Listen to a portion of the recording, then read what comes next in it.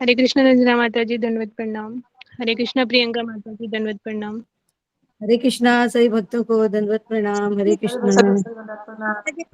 माता जी नाम लेके मत हरे कृष्णा माता जी नाम लेके मत बोलिए। जुमा माता जी। हाँ, कृष्ण मोहन प्रभु जी ने मना किया, गुरुदेव जी ने मना किया था। भक्तों को, सभी भक्तों को जाना करना बस। हरे कृष्ण प्रभु जी, मैं मेरे टर्न है तो मैं नरसिंह आरती करूं? जी माता जी करिएगा। जी प्रभु जी। हरे कृष्ण सभी को दंडवत प्रणाम, सभी भक्तों को दंडवत प्रणाम। हरे कृष्ण। दंडवत प्रणाम कृष्ण मोहन प्रभु जी। हरे कृष्ण प्रभु जी प्रणाम। हरे कृष्णा प्रभु जी दंडवत प्रणाम। सभी भक्तों को दंडवत प्रणाम। हरे कृष्णा प्रभु जी दंडवत प्रणाम। हरे कृष्ण प्रणाम। दंडवत प्रणाम प्रभु जी, दंडवत प्रणाम। सिंगाय प्रह्लादलादिदायिने हिरण्याकशिपूर्वक्षः शिलटङ्कानखालाये यतो नृसिंहा परतो नृसिंहा यतो यतो यामि ततो नृसिंहा बहिरे नृसिंहा हृदये नृसिंहा नरसिंहमदिं शरणं प्रपदे तव करकमलवरे नखाम् अद्भुत शृंग दलिता हिरण्यकशिपु तनुभृङ्ग केशवधृता नरहरिरूप जय जगदीश हरे जय जगदीश हरे जय जगदीश हरे जय नृसिंहदेव नृसिंहदेव नृसिंहदेव जय नृसिंहदेव जय प्रहलाद महाराज प्रहलाद महाराज प्रहलाद महाराज जय प्रहलाद महाराज जय जय प्रभुपाद प्रभुपाद प्रभुपाद जय जय प्रभुपाद गुरुदेव गुरुदेव गुरुदेव जय जय गुरुदेव निताय गौर हरि बोल हरि बोल हरि बोल। सर्व विघ्न विनाशक नृसिंहदेव की जय। भक्तों शिरोमणि प्रहलाद महाराज की जय। जय। बहुत सुंदर माता जी। माता जी हरि बोल। हरे बोल माता जी, बहुत सही।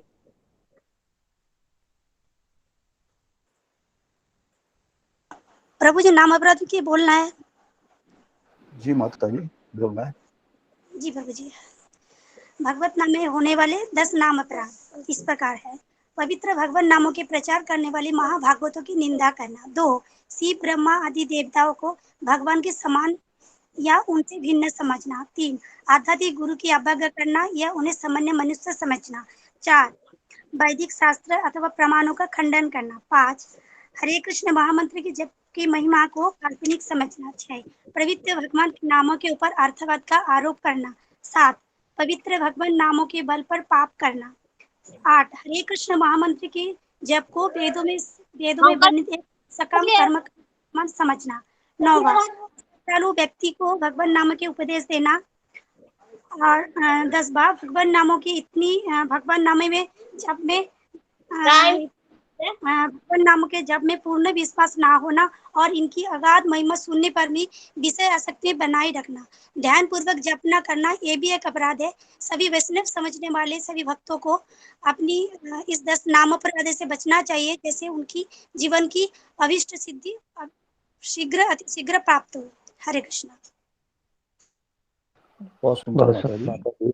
दंडवत प्रणाम। हरि बोल माता जी, बहुत सुंदर। हरे कृष्णा, बहुत सुंदर माता जी। हरे कृष्णा सही भक्तों के चरणों में दंडवत प्रणाम। हरे कृष्ण। हरे कृष्ण सभी भक्त को दंडवत प्रणाम। हरे कृष्ण जन्म को हरे कृष्ण जन्म हरे कृष्ण सब भक्त को दंडवत प्रणाम। हरे कृष्ण कृष्ण कृष्ण हरे हरे कृष्ण गुरु जी दंडवत गुरु जी दंडवत प्रणाम। प्रणाम। हरे कृष्ण गुरु जी। दंडवत हरे प्रणाम। कृष्णा गुरु जी दंडवत हरे प्रणाम। कृष्ण गुरु जी दंडवत प्रणाम। हरे कृष्ण गुरु जी दंडवत हरे कृष्ण गुरु जी दंडवत प्रणाम। प्रणाम। हरे कृष्ण गुरु जी दंडवत प्रणाम। आपका चरण सभी दंडवत हरे कृष्ण। दंडवत प्रणाम। जी ओके हरे कृष्ण।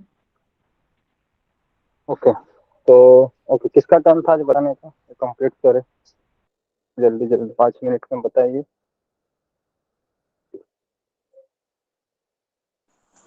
हरीश मैडम। हरीश गुरु जी का आपने अनर्थ अनर्थ के बारे में तो पिछले दिन की क्लास में लिए थे, लेकिन काल क्लास थे जैसे हमारे अनर्थ निवृत्ति किस प्रकार से होते हैं इसके लेकर आपने कल चर्चा किए थे। तो सबसे पहले आपने विश्वनाथ चक्रवर्ती ठाकुर जी को बहुत ही प्रणाम और आभार व्यक्त करते हैं, क्योंकि उनकी कृपा से हमें पता चला कि हमारे अनर्थ है किन किस प्रकार अनर्थ के निवृत्ति होते हैं।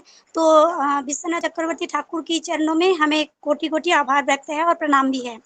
और आपने बताए थे कि ये अनर्थ जो है, जैसे हमारे 6 प्रकार अनर्थ तो हम जानते हैं, जो 4 प्रकार अनर्थ है वो किस प्रकार जाएंगे, लेकिन ठाकुर जी पहले बोलते हैं कि इस प्रकार अनर्थ तुरंत नहीं जाते हैं, वो 5 क्रम है ये अनर्थ जाने की। तो आप इसके 5 क्रम जैसे बोले थे, पहला है एकादश वर्तिनी, दूसरा है बहुदेश वर्तिनी, तीसरा है प्रायिकी, चौथा है पूर्णा और 5वां है अत्यंतिकी।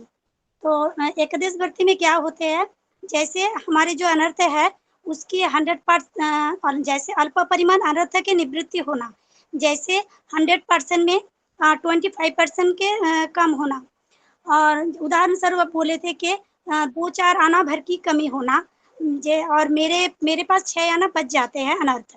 और दूसरा बहुदश वर्तिनी, जैसे है जब बहुत परिमाण अनर्थ हमारे रहते हैं लेकिन उनके आंशिक निवृत्ति होते हैं, तो जैसे 100% में 75% का कमी होना और इसमें 25% बच जाते हैं। और तीसरा है प्रायिकी, जैसे जब सब अनर्थ के निवृत्ति हो जाते थोड़ा ही रहते हैं, तो इसमें आप परसेंटेज बताए थे 100 में 98 या 95% चले जाते हैं, 20% या 5% रह जाते हैं। और चौथा जो पूर्णा में होते हैं, जो संपूर्ण रूप में हमारे अनर्थ चले जाते हैं, 100% निवृत्ति हो जाते हैं, जैसे 100% में 100% ही चले जाते हैं, लेकिन फिर भी चांसेस रह जाते हैं, इसका जड़ रह जाते हैं अनर्थ के, वो वापस आने की चांस रहते हैं।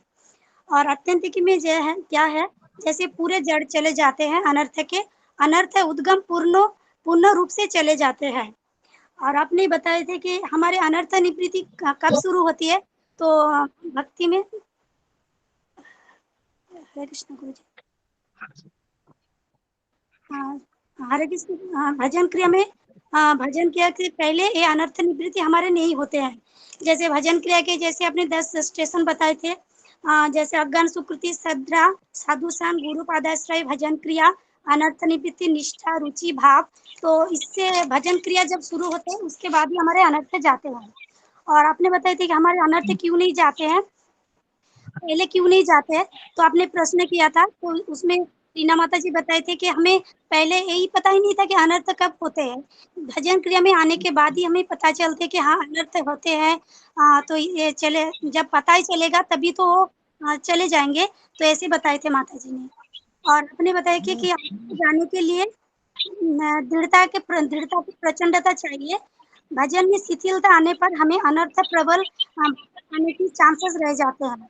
हमारे आचार्य लोग कहते हैं जो शुद्ध भक्त है, अगर हम भजन क्रिया में छुट्टी लेते हैं, जैसे आपने बताया कि हमें तो स्कूल कॉलेज दफ्तर में 1-2 हफ्ते में 1 दिन छुट्टी मिलती है, सैटरडे को हाफ छुट्टी रहती है, संडे को पूरा छुट्टी रहती है, लेकिन हमारी क्लास में कुछ छुट्टी वगैरह नहीं है। आचार्य लोग कहते हैं कि हमारे छुट्टी जब लेंगे तो हम अनर्थ आने की चांसेस रह जाते हैं, हमारी हालत ना इधर का होगा ना उधर का होगा, जैसे धोबी के कुत्ता है उसके आप उदाहरण दिए थे। और जब तक हमारे अनर्थ नहीं जाएंगे तब तक हम भक्ति में आगे भी नहीं जा पाएंगे और हमारे भक्ति में प्रगति भी नहीं आएंगे। और लास्ट में आपने बताया कि जो एक पूरा एक छोड़ दिए थे, जैसे हमारे किस प्रकार अनर्थ जाते हैं, तो पहले जो हमारे सुकृत अर्थ अनर्थ, दुष्कृत अर्थ अनर्थ, अपरार्थ अनर्थ है। तो भजन क्रिया में क्या होते हैं, हमारे प्राय की 98% है और भक्ति तीर्थानर्थ में 75% है और अपरदर्थ अनर्थ में 75% है। और निष्ठा में क्या है, निष्ठा में हमारे सुकृत अनर्थ 100% चले जाते हैं, भक्ति अनर्थ 100% चले जाते हैं और अपरदर्थ अनर्थ 25% रह जाते हैं। और रुचि में क्या होता है, पूर्ण होती है, जैसे 100% चले जाते हैं सुकृत अनर्थ और भक्ति अनर्थ भी चले जाते हैं रुचि में, और अपदार्थ अनर्थ 25% जैसे बहुदेश वर्तिनी है वो रह जाते हैं। आसक्ति में क्या होते हैं, आसक्ति में सुकृत अनर्थ भी चले जाते हैं और भक्ति तीर्थानंत में एकदश वर्तिनी मतलब 100% चले जाते हैं भक्ति तीर्थानर्थ और अपदार्थ अनर्थ 25% बच जाते हैं। और भाव में क्या होते हैं, जैसे भी 100% चले जाते हैं सुकृत अनर्थ और भक्ति तर्थ अनर्थ में ये भी 100% चले जाते हैं, लेकिन अपरदार्थ अनर्थ 25% बच जाते हैं। और प्रेम में क्या होते हैं, प्रेम में सुकृत अनर्थ 100% चले जाते हैं, 100 प्लस, और भक्ति तर्थ अनर्थ भी 100%, 100 प्लस चले जाते हैं जो अत्यंत की है। और अपदार्थ अनर्थ पूर्ण जैसे 100% थोड़ा बहुत रह जाते हैं अपदार्थ अनर्थ। और ओके, हरे कृष्णा जी, धन्यवाद। हरि बोल। हरि बोल बहुत सुंदर। हरि बोल माता माता जी। माता जी हरि बोल। माता जी बहुत हरि सुंदर। बोल माता जी।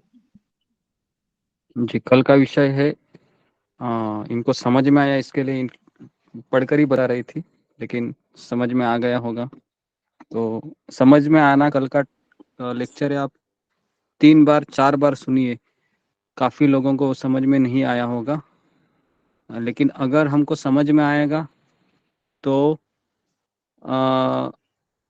हमें भक्ति मार्ग का रोड मैप है वो पता चलेगा, है ना जी। तो इसके लिए कल का लेक्चर आप सुनिए। ओके, तो हम कीर्तन करते हैं 5 मिनट के लिए, उसके बाद हम शुरू करते हैं।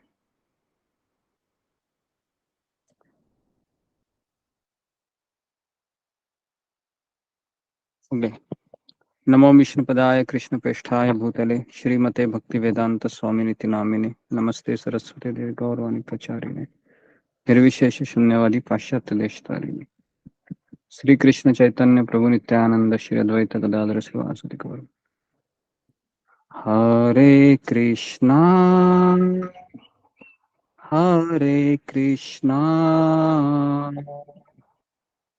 कृष्णा कृष्णा हरे हरे हरे राम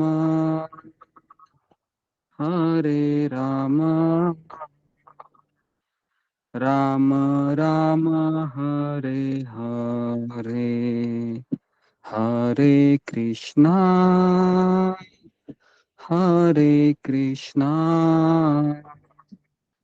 कृष्णा कृष्णा हरे हरे हरे राम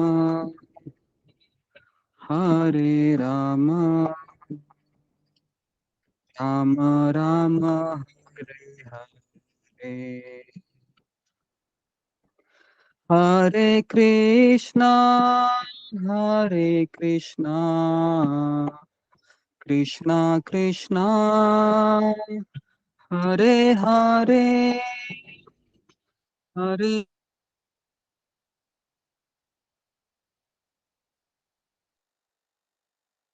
राम राम हरे हरे हरे कृष्णा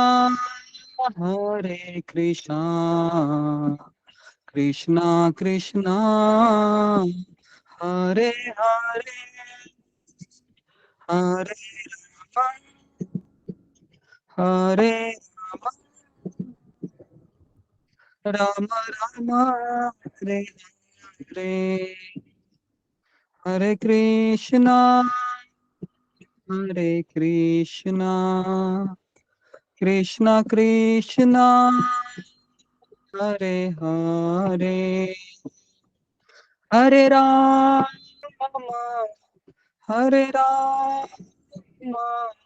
राम राम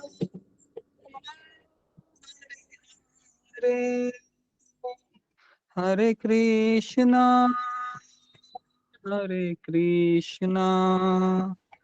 कृष्णा कृष्णा हरे हरे हरे राम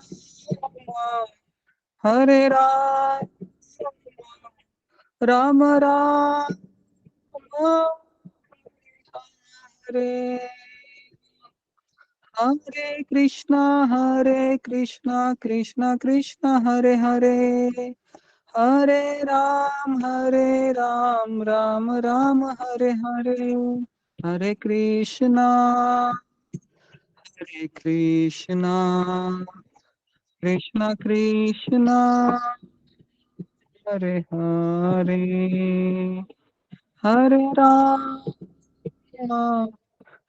राम राम राम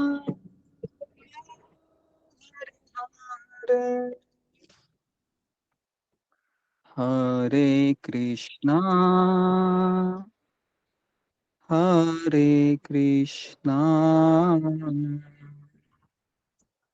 कृष्णा कृष्णा हरे हरे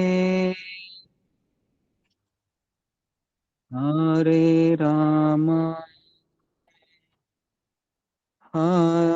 राम राम राम हरे हरे। ओके, हरे कृष्ण। तो ये अलग ट्यून मैंने गाया आज, आपने पहली बार सुना होगा इसको। कितने लोगों ने पहली बार सुना? पहली बार ही सुना होगा। या ये बीबी गोविंद साई महाराज का ट्यून है, हमारे इस्कॉन में एक सन्यासी है, तो काफी अच्छा गाते हैं वो।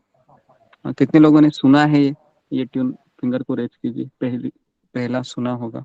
ओके, सुना है जी, यूट्यूब में ये अवेलेबल है, आपने सुना होगा जी, धन्यवाद। ओके, ये ट्यून कैसा लगा आपको? अच्छा लगा गाने के लिए? अच्छा है और सुनिए, बहुत अच्छा जी। तो इसका हम प्रैक्टिस कर सकते हैं, है ना। अलग अलग धुन से हमें हरे कृष्ण महामंत्र आना चाहिए। ओके, इसकी ज्ञानांजन शलाकया चक्षुरुन्मीलितं येन तस्मै श्री गुरुवे नमः। हे कृष्ण करुणा सिंधु दीनबंधु जगतपते गोपेश गोपिका कांत राधा कांता नमोस्तुते। तप्त कांचन गौरांगी राधे वृंदावनेश्वरी वृषभानुसुते देवी प्रणमामि हरिप्रिये। वाञ्छाकल्पतरुभ्यश्च कृपा सिन्धुभ्येव च पतितानां पावनेभ्यो वैष्णवेभ्यो नमो नमः। श्री कृष्ण चैतन्य प्रभु नित्यानंद श्री अद्वैत गदाधर श्रीवासादि गौर भक्त वृंद। हरे कृष्णा कृष्णा कृष्णा हरे हरे हरे राम राम राम हरे हरे। मुखं करोति वाचालं पंगुं लंघयते गिरिं यत्कृपातमहं वन्दे श्रीगुरुदीनतारिणम्। ओके, हरे कृष्णा। सारे भक्तों का स्वागत है सत्र में। ओके जी, तो कल हमारा एग्जाम हुआ था, तो आज हम थोड़ा सा, हम आपको ज़्यादा नहीं 10-15 मिनट में मैं आपको सारे क्वेश्चन के आंसर बताता हूँ, है ना। फिर आपके प्रश्न आंसर है, आप चेक कीजिए, क्रॉस चेक कीजिए। वैसे मैं तो चेक करके आपको मार्क्स देने वाला हूँ, लेकिन आपको पता चले कहाँ पर आपने गलती किया था, है ना। हमको गलती पता नहीं चलती है, क्योंकि मैं तो मार्क्स दे के बाहर हो जाता हूँ। सबसे पहले मैं उन लोगों का धन्यवाद देता हूँ और बहुत उनका आभार प्रकट करता हूँ जिन्होंने कल एग्जाम दी थी। 52 लोग थे, 50 लोग तो थे, तो उनका मैं आभार व्यक्त करता हूँ कि क्योंकि एग्जाम देने के लिए सबसे पहले वो इच्छा होनी चाहिए। कभी कभी इच्छा हो जाती है, लेकिन क्वेश्चन देखकर व्यक्ति घबरा जाता है ना, और लॉग आउट हो जाता है। यहाँ पर कैसी सुविधा है, बिना पूछा आसानी से लॉग आउट हो सकते हैं ना, परमिशन लेने की गरज नहीं है, बराबर है। तो यहाँ पर एक एडवांटेज है कि बिना पूछे लॉग आउट हो जाए। चलो क्वेश्चन पेपर बहुत भयानक लग रहे हैं और सारे भक्त है मुंडे नीचे करके लिख रहे हैं, कोई भक्त दिख नहीं रहा है ना, चले जाते हैं। तो ऐसा नहीं होना चाहिए। तो हमें जो भी हमको आता है, भगवान हमारा प्रयास देखते हैं, है ना। हम फेल हो या पास हो, हमें इसकी चिंता नहीं होनी चाहिए। हमें चिंता किसकी होनी चाहिए? क्या मैं एग्जाम दे रहा हूँ, ये चिंता होनी चाहिए। ओके जी। तो काफी लोग हैं इस डर के वजह से आते नहीं है ना। 100 लोग तो गीता क्लास सुनते हैं, लेकिन हमेशा 55-50 लोग ही क्लास देते हैं, क्योंकि उनको पता है, उनको डर। बाकी के 50 लोग क्यों नहीं एग्जाम देते हैं?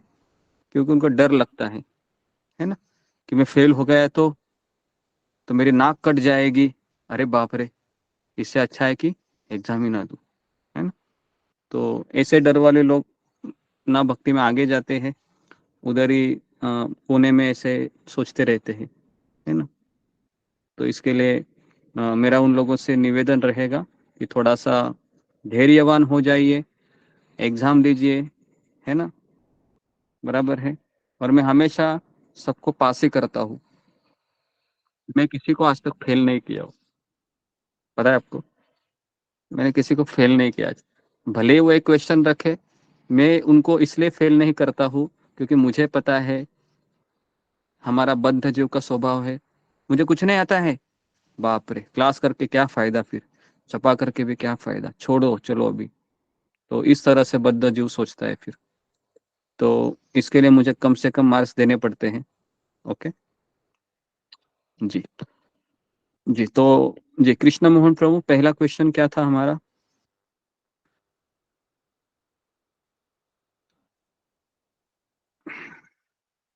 जी गुरु जी, पहला पहला क्वेश्चन था भक्ति के 6 पड़ाव का वर्णन करें।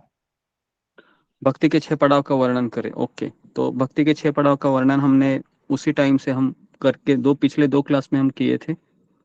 अगर आपको याद होगा तो पहला पड़ाव उत्साहमय आता है, जिसमें व्यक्ति है वो उत्साह दिखाता है इनिशियली, है ना। और उसका आपको उदाहरण देना था दिवाली का फटाका का। दूसरा था घन तरला। घन तरला मतलब कभी कभी भक्ति बहुत ज्यादा करता है, 64 माला करेगा, तीनों सत्संग करेगा, अगले दिन आएगा ही नहीं, तो यह है घन तरला। घन मतलब कभी कभी बहुत ज्यादा भक्ति, तरला मतलब कभी कभी कुछ नहीं। Second stage. थर्ड स्टेज में आता है उसके बाद हाँ, व्यूढ़ विकल्प। हाँ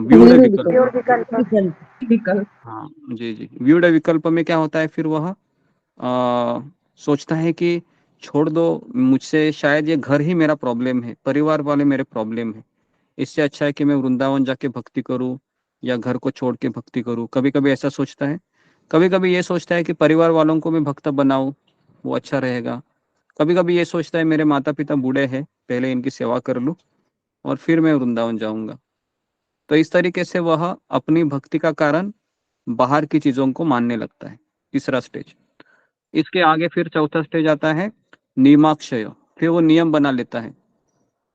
नहीं, नियमाक्षय बाद में आता है विषय संग्रह। विषय संग्रह। चौथा स्टेज आता है जी विषय संग्रह। जी धन्यवाद। विषय संग्रह में क्या होता है कि वह फिर सोचता है कि मैं अच्छे से भक्ति करूंगा अभी, लेकिन प्रॉब्लम क्या होता है कि कभी कभी वह सफल होता है ना, और कभी कभी उसकी पुरानी आदत उसको मार देती है ना। हमारी पुरानी आदतें सबकी रहती है, सबको पता है अभी, बराबर है। और भगवान हमारी जिंदगी का रथ किनके सामने लाते हैं? हमेशा हमारे असुर है ना, जो वीक पॉइंट है, उन्हीं के सामने लाते हैं। तो हमारे वीक पॉइंट क्या है? काम, क्रोध, लोभ, इनके सामने हमारा रथ कृष्ण लेके आते हैं। तो ये चौथा स्टेज हमने बताया था। पांचवा स्टेज हमने बताया था आपको कि नियमाक्षय। नियमाक्षय, फिर वो नियम बना लेता है कि कल से मैं जल्दी सुबह 4 बजे उठूंगा, कल से मैं 4 बजे उठूंगी। लेकिन इसमें भी वो कितने दिन उठता है? 1 दिन, 2 दिन, 3 दिन, 4 दिन, है ना। और कभी कभी ऐसे सो जाता है कि वह 8 बजे के बाद ही उठता है। ऐसा भी होता है कभी कभी। हाँ, कितने लोगों के साथ ऐसा हुआ है? सच सच बताइए कि अरे 4 बज गए, 5 बज गए, छोड़ो ना, अभी सब लोग जपा कर रहे होंगे, मेरा जपा तो अभी चला गया, छोड़ो अभी, अभी 5 बजे भी उठ के कुछ फायदा नहीं है, पूरा ही नींद मार लेता हूँ। तो ऐसे सोचकर आप 7 बजे, 7:30 बजे आराम से उठे। जी हाँ, प्रामाणिकता से हाथ खड़ा करेंगे तो अच्छा होगा कि एटलीस्ट भगवान आपकी इस कमी को दूर करेंगे, है ना। और मुझे पता है कि इसमें काफी लोग होंगे, क्योंकि ये हर एक के साथ होता है ना। अगर आप भले ही हाथ नहीं उठाएंगे, फिर भी मैं यही कंसिडर करूंगा कि ये होता ही है, क्योंकि हमारा माइंड एक जैसा ही काम करता है सबके लिए। ओके, बाई गुरु जी मैं बीमार हूँ, सेहत ठीक नहीं है गुरु जी मेरी, मैं बीमार हूँ थोड़े दिन से, मेरे से जपा नहीं हो रहा है। ओके ओके, तो ओके, तो इस तरीके से इतने भक्त हैं, 23-24 लोग हैं जी। उसके थोड़े बाद दिन फिर से मैं बीमार हूँ गुरु जी। जी जी माता जी, आप निश्चिंत रहे, आपके लिए नहीं है ये, है ना। आप बहुत ही, जिनका उम्र है उनके लिए कोई इशू नहीं है, जो लोग रेगुलरली आते हैं उनके लिए मैं बात कर रहा हूँ। ओके ओके, तो कम से कम इतने लोग हैं, 24 लोग हैं, मतलब कम से कम अगर हमारे 125% लोग ऐसा होता है ना, 100 लोग आते हैं तो 25% लोग इस कैटेगरी के हैं। ओके, उसके बाद आता है तरंग रंगिनी। तरंग रंगिनी में क्या होता है, वो सारे नियम को पालन कर पाता है, सारे व्रत, एकादशी, 16 माला रेगुलरली करता है ना, रोज तिलक लगा के आता है, 6 महीना 1 साल क्वेश्चन के आंसर देने लगती है। तो फिर काफी लोग उसको अप्रिशिएट करते हैं, माता जी आप बहुत अच्छा सुंदर बोलती है, प्रवचन देते हैं, है ना। उसके बाद आपको देखकर ही हमको बहुत अच्छा लगता है, ऐसा ऐसा काफी लोग बोलेंगे। तो फिर अ, उस समय हम प्रतिष्ठा के शिकार हो सकते हैं, या फिर हमको आदर सम्मान मिलेगा। तो ओके, ये तरंग रंगीन, तो ये 6 पड़ाव थे, बराबर है जी, डे स्पेंड करना, ये हो गया। तो सेकंड क्वेश्चन। जी गुरु जी, सत्र में ज्वाइन करने से पहले हमारी मनोभावना क्या होनी चाहिए, उदाहरण जी, देकर सत्र में बताइए। ज्वाइन करने से पहले हमारी क्या मनोभावना होनी चाहिए? जी, इस प्रश्न का उत्तर आप ही दीजिए। जी, फिंगर को रेज कीजिए, इसको कितने लोग देना चाहेंगे? एक ही व्यक्ति को पूछता हूँ, काफी बार हमने बताया है कि क्या हमारी मनोभावना होनी चाहिए। जी ओके, मंजरी माता जी।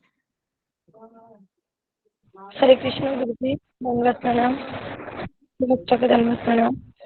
हमें सत्र से ज्वाइन करने से पहले हमारी आवाज नहीं आ मनोभावना रहा, ये होना। रेंज में आ जाए।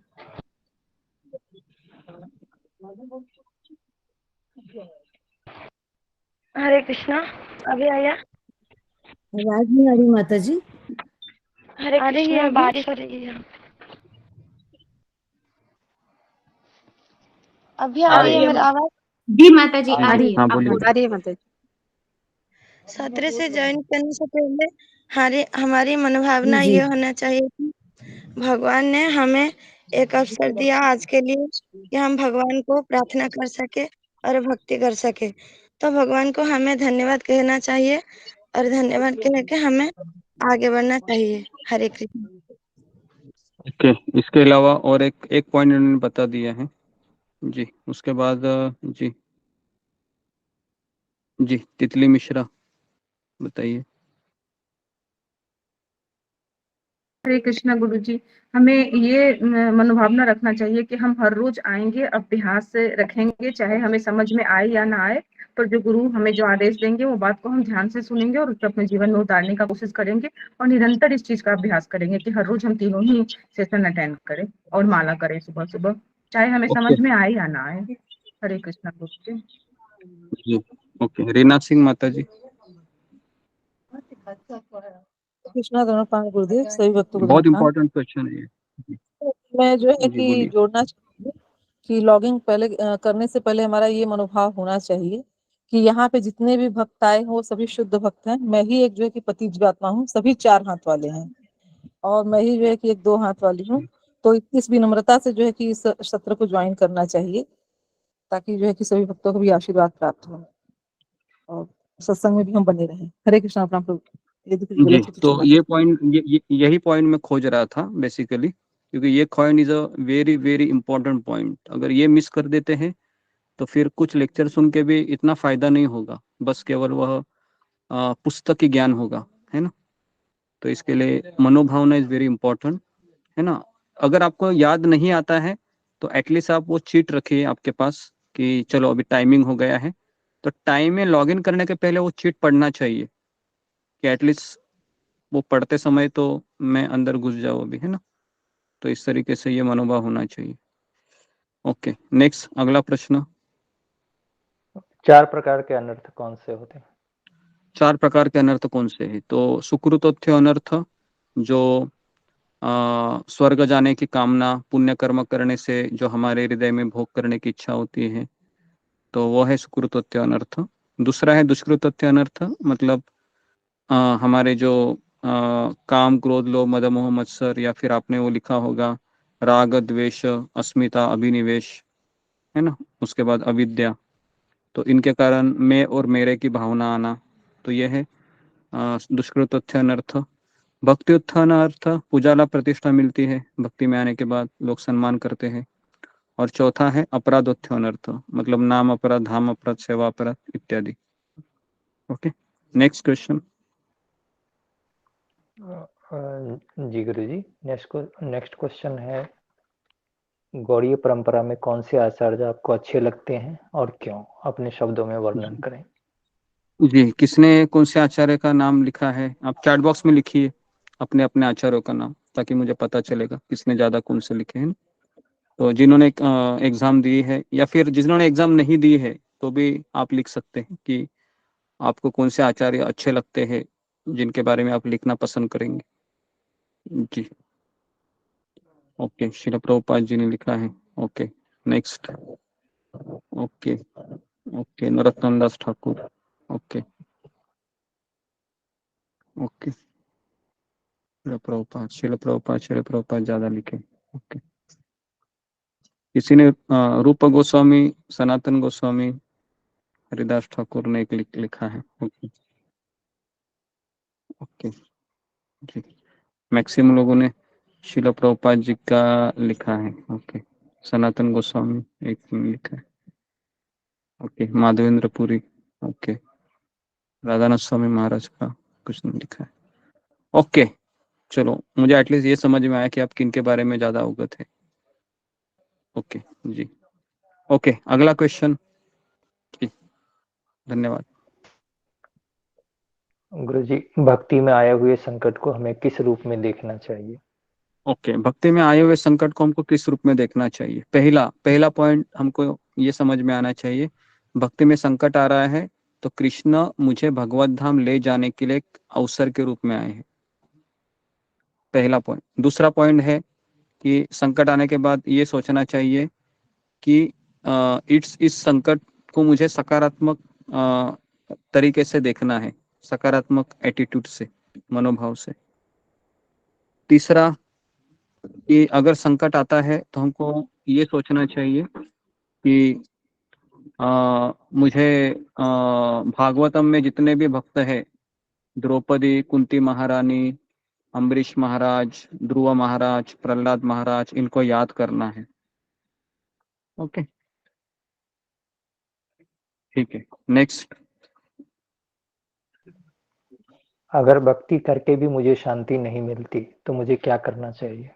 जी, भक्ति करके मुझे शांति नहीं मिलती तो क्या करना चाहिए? तो पहला ये समझना चाहिए कि हम शांति प्राप्त करने के लिए यहाँ पर नहीं आए, क्योंकि वृंदावन में भी शांति नहीं होती है। वृंदावन में अचानक पूतना आती है, सुना है? अचानक कालिया आता है, अचानक अगासुर, बकासुर। पता है वृंदावन में कृष्ण हर एक दिन कितने असुरों को मारते थे? 3 असुरों को कम से कम। ब्रेकफास्ट करने के पहले एक असुर, लंच करने के पहले एक असुर, और शाम को निकलते निकलते और एक असुर। तो हमें कुछ ही असुरों का नाम पता है, क्योंकि हमारे आचार्य अगर सारे असुरों के नाम बताएंगे तो एक किताब ही हो जाएगा, है ना। तो उसके लिए केवल 3 ही असुर हैं, जो प्रोमिनेंट असुर है वही बताए हैं। तो अगर आप कितने लोग वृंदावन जाना चाहते हैं? सभी लोग जाना चाहते होंगे। हाँ, तो कितने लोग शांति को फिर चाहते हैं? शांति शांति वहां पर, लेकिन वहां पर जो अशांति से भगवान के प्रति प्रेम और बढ़ता है, क्योंकि यहाँ की अशांति और वहां की अशांति में फर्क है। तो पहला पॉइंट इसका ये था कि हमें अगर शांति नहीं मिलती तो क्या करना चाहिए। पहला, हमको मार्गदर्शन लेना चाहिए शिक्षा गुरु का या फिर वरिष्ठ भक्तों का। दूसरा है कि शांति नहीं मिलती है तो पहले ये स्वभाव समझना चाहिए कि वृंदावन ये धाम क्या है। तीसरा, ये समझना चाहिए कि शांति हमारी एक भौतिक भावना है। भौतिक भावना मतलब दुखों से छुटकारा पाने की कोशिश करना। ओके, शांति। तो ये सारे पॉइंट उसमें आने चाहिए। आप में से कितने लोगों ने लिखा है? तो मैंने 2-4 लोगों के पेपर चेक किए, मुझे पॉइंट नहीं मिले। ओके, नेक्स्ट, आखिरी क्वेश्चन। गुरु जी, एकादशी का पारण हमें क्यों करना चाहिए? ये भी आपके साथ में कुछ 7 क्वेश्चन में था। क्या मैंने दिया था? नहीं, आपने दिया नहीं था इसको। हाँ, मैं दिया नहीं था इसमें, है ना। तो और कौन सा था जो मैंने दिया? ये था भक्त के जीवन में दुख आने का कारण। हाँ, हमारे जीवन में दुख होने का कारण, या बेसिकली वो जो मैंने पूछा था दुख आने का कारण, एक ही लिखना चाहिए था इसका उत्तर। वो था दुख आने का कारण भगवान की इच्छा। भगवान की इच्छा। अभी मेरा दूसरा यहाँ पर सवाल है इसी के अंदर कि भगवान एक भक्त को दुखी देखना क्यों पसंद करते हैं, या एक्चुअली भगवान पसंद नहीं करते दुखी देखना, लेकिन फिर भी भगवान उसके जीवन में दुख क्यों देते हैं? जी, $1,000,000 क्वेश्चन है ये। फिंगर को रेज कीजिए। मैं चाहता हूँ कितना लोगों को ये समझ में आया इस चीज को। भगवान अपने भक्तों को दुख क्यों देते हैं और उनको दुखी देखना क्या भगवान को पसंद आता है? काफी लोग इस पे बोलते हैं कि तुम्हारे कृष्ण ने इतनी बड़ी दुनिया बनाई और सब लोगों को दुखी कराया और वो मजा ले रहा है, राधा रानी के साथ रासलीला खेल रहा है, ये कौन सा तुम्हारा भगवान है? कई लोग ये सवाल करते हैं ऐसे। जी, बताइए। ओके, अनीता यादव। हरे कृष्ण गुरु जी, दंडवत प्रणाम। गुरु जी, पहला तो ये है कि अगर हम शुद्ध भक्त नहीं है तो हमें दुख हमारे अपने कर्मों के, अपने प्रारब्ध के कारण मिलते हैं। और दूसरा, यदि हम शुद्ध भक्त बन जाते हैं तो भगवान हमें दुख देकर प्रसन्न नहीं रहते, लेकिन वो हमें दुख इसलिए देते हैं ताकि हमारा शुद्धिकरण हो सके और हम समझ सके कि ये संसार हमारे रहने के लिए नहीं है। हरे कृष्ण गुरु जी। ओके जी, धन्यवाद। नीमा जोशी। हरे कृष्ण गुरु जी, दंडवत प्रणाम। गुरु जी, भगवान हमें दुख इसलिए देते हैं ताकि हम उनकी भक्ति कर सकें, ताकि हम जो भौतिक जगत में हमें जो दुख आते हैं उनसे लड़ने की क्षमता आए, और ताकि हम भगवान पे भरोसा कर सकें कि ताकि हम माया से दूर रह सके। जब दुख आएगा तभी हम भगवान के प्रति आते हैं, अदरवाइज हम अगर हमारे जीवन में सुखी होता रहेगा तो हम भगवान को याद नहीं करेंगे। और इसलिए दुख आता है कि ताकि हम भगवान की तरफ आ सके, भगवान की तरफ मोड़ सके। ओके, धन्यवाद। विशाली घावे। कृष्ण प्रभु जी, दंडवत प्रणाम। भगवान इसलिए हमें ज्यादा दुख में डालते हैं क्योंकि जितने हमें दुख मिलेंगे उतना हमारा शुद्धिकरण होगा, ऐसा मुझे लग रहा है। देखिए, सबसे पहला है जो पॉइंट, काफी लोगों ने सही आंसर दिया है, लेकिन मैं जिस आंसर को ढूंढ रहा था वो ये था कि अगर दुख नहीं मिलेंगे तो हम क्या करेंगे? एंजॉय करेंगे। अग्री करते हैं सब लोग? अगर दुख नहीं मिलेगा तो क्या करेंगे? मजा करेंगे। करेंगे कि नहीं करेंगे? मजा करेंगे। अगर दुख नहीं है तो मजा ही करता है। देखो व्यक्ति, है ना। और मजा करने से क्या होगा? और अनर्थ आएंगे, बराबर है। और अनर्थ आएंगे, और काम बढ़ेगा, और क्रोध बढ़ेगा, और लोभ बढ़ेगा, और ईर्ष्या बढ़ेगी। तो भगवान फिर क्या करते हैं? भगवान दुखी मोड में रखते हैं भक्तों को, है ना। ऐसा वो चैनल होता है ना, चैनल का सेटिंग होता है ना, FM 92.3 कैसे सेट करते हैं? ऐसे घुमाते हैं ना। पहले के पता है ना, वो ऐसे टीवी आते थे, ऐसे घुमाते थे, याद है आपको? पहले के टीवी ऐसे घुमाते थे और फिर कहीं पर सेट हो जाता था। DD1 DD2 इस तरीके से गुरुजी पहले है ना, हाँ या रेडियो, जी जी। तो उस तरीके से कृष्ण हमको ऐसे दुखी मोड में डाल देते हैं, ऐसे खट करके। और फिर अगर भक्त के जीवन में दुख है तो फिर वो क्या करेगा, माला करेगा या बाहर पिक्चर देखने जाएगा फ्राइडे के शो को, क्या करेगा वो? माला करेगा। माला करेगा। माला माला करेगा, जी जी, है ना, समझ में आ रहा है? हाँ, तो इसके लिए वो फिर पिक्चर देख, सुख में वो भगवान को हम बुलाते नहीं हैं, दुख में जी, तो उसके लिए वो मूवी देखने जाएगा नहीं, है ना। तो इसके लिए भगवान उसको दुखी रखते हैं। तो एक्चुअली भगवान की इच्छा नहीं होती इसको दुखी रहे, लेकिन क्या करे, भगवान बोलते हैं अगर इसके जीवन से मैं दुख निकालूंगा तो ये बेटा कहाँ जाएगा, मजा करने जाएगा। मौज मस्ती करने जाएगा, मजा करेगा। तो इसके लिए इसको ऐसे ही रहने दो।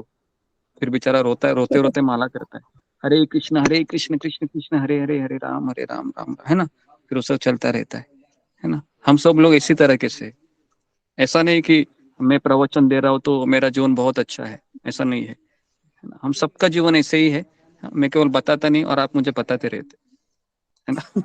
मेरे जीवन में पहले से दुख रहते, आप बता के और दुख गुरु हो। जी अगर ज्यादा दुख मिलता है तो भी तो भक्ति छोड़ देते हैं लोग ना। तो इसके लिए कृष्ण इतना नहीं दुख देते हैं जितना हम झेल ना सके, है ना। भगवान उतना ही दुख देते हैं जितना हम माला पकड़ सके, है ना। माला जी हाँ, पकड़ने के ऊपर इतना दुख नहीं देते। ओके, ने ये भी तो कहा उसके था ना लिए कि भगवान हैं तो वो कृपा करते हैं हम पर। भगवान कृपा करते हैं दीप्ति माता जी, लेकिन आप पहले 16 माला कब शुरू करोगे वो बोलो मुझे। आपको 1 साल होने को आया है ना, आप थोड़ा सा और अपने आप को मोटिवेट करोगे, आपके सारे प्रश्नों के उत्तर मिले। आप बाकी आप में सब कुछ है, आप में सिंसेरिटी है, आप क्लास अटेंड करते हैं, बस आपका जपा नहीं आपका हो रहा है। और कृष्ण कहते हैं जपा ही मेन है। तो जैसे आप जपा करोगे दीप्ति माता जी, तुरंत आपको सारे प्रश्नों के उत्तर कृष्ण ही दे देंगे, क्योंकि आप बुद्धिमान भी बहुत हो, लेकिन आप में केवल वो जपा करने का उत्साह नहीं है, उसको आप कनेक्ट करो। ओके, और तो इस गुरुजी तरह एक बार आप से बोल रहे थे ना कि कृष्णा के भक्त हमेशा दुखी रहते हैं वो भी हो सकता है। जी, कृष्ण के भक्त दुखी रहते हैं क्योंकि कृष्ण ही चाहते हैं दुखी रहे, है ना। क्योंकि उसको सुख मिलेगा तो वो कृष्ण को छोड़ के चला जाएगा माया के पास। तो इसके लिए पांडवों के जीवन में भी दुख थे, द्रौपदी के जीवन में दुख थे। बेचारे आप इमेजिन नहीं कर सकते हो, द्रौपदी का एक नाम था कृष्णा, वो भगवान की इतनी अच्छी सखी थी, वो इतना भगवान उनसे प्रेम करते थे द्रौपदी से। लेकिन आप सोचो द्रौपदी की भगवान ने कैसी परीक्षा ले ली, है ना। एक ऐसे अवस्था में डाला कि उसको कोई भी स्त्री पसंद नहीं करेगी, ऐसी परीक्षा, है ना। इतना ही नहीं, दूसरा है है ना, उनके पति थे, सक्सेसफुल लोग थे, है ना। युधिष्ठिर, धर्मराज, एक है भीम है, नकुल है, सहदेव है ना, अर्जुन है गांडीवधारी। तो ये सब हीरो थे एक उस जमाने के। ऐसा नहीं थे कि कोई लोफर थे, कोई जॉब नहीं मिला बस ऐसे घूम रहा है रास्ते पर। ये सब लोग एकदम पढ़े लिखे, एकदम स्किलफुल ये व्यक्तिमत्व थे। लेकिन भगवान ने इनकी भी परीक्षा ली और ये सफल हो गए एग्जाम में, है ना। फर्स्ट क्लास विद डिस्टिंक्शन, सुना है आपने एग्जाम में, फर्स्ट क्लास विद डिस्टिंक्शन, जब सेमिस्टर में मार्क्स मिलते हैं तो इनको, है ना। हमारी परीक्षा होती है तो क्या होता है, हम फेल 80 के 80 ऐसा लेके आते हैं बाहर, है ना। मैक्सिमम फेल ही होते हैं हम, बराबर है। रोज एग्जाम होता है, रोज वही गुस्सा आता है, और रोज क्रोधित होते हैं, है ना। और क्रोधित होने के बाद सोचता है अरे ये क्या हो गया। तो इस तरह से हमारा रूटीन चलते रहता है। ठीक है, तो ऑलमोस्ट 6 प्रश्न मैंने कवर किए। गुरुजी क्षमा करना, मैंने ये भी सुना है कि दुख हमारे प्रारब्ध देते हैं हमें, भगवान दुख नहीं देते। क्योंकि हमने अलग होने की भगवान की से इच्छा प्रकट की थी, तो जो हमारे प्रारब्ध थे दबे हुए वो हमें दुख देते हैं। और जब हम दुखी होते हैं तो हम कोई आश्रय ढूंढते हैं, गुरु आश्रय ढूंढते हैं, फिर उनके द्वारा हम कोई आश्रय ढूंढते, प्रभु तक कैसे पहुंचे, अपने घर में जाने के लिए हम कैसे पहुंचे वो रास्ता ढूंढते हैं। जी जी जी जी, तो मैं वही बता रहा हूँ। अभी आप जितने भी लोग इस सत्संग में आए हैं तो आपके प्रारब्ध है वो कट गए हैं अभी, समझ में आ रहा है क्या। जिसने हाथ में माला पकड़ी है ना, उसके प्रारब्ध अप्रारब्ध फलम, बीजम, 4 प्रकार के पाप होते हैं। ये भी मैं आपको बताऊंगा एक क्लास में। पाप एक प्रकार का नहीं होता है, 4 प्रकार के होते हैं। पापम, कूटम, बीजम, फलम, ऐसे उसकी कैटेगरीज होती है। तो ये प्रारब्ध, अप्रारब्ध, प्रारब्ध मतलब अभी वो पका हुआ फल की तरह है ना, और अप्रारब्ध मतलब अभी बीज रूप में है, पकने के लिए थोड़ा समय लगेगा। तो ऐसे हमारे पाप होते हैं, कर्म होते हैं। तो जब कोई माला उठाता है, कृष्ण को अपने जीवन में स्वीकार करता है, उसके सारे प्रारब्ध अप्रारब्ध कट हो जाते हैं। अभी आपके जीवन में, मेरे जीवन में जो कष्ट आ रहा है, इसका कारण कौन है? इसका कारण अभी भगवान श्री कृष्ण है।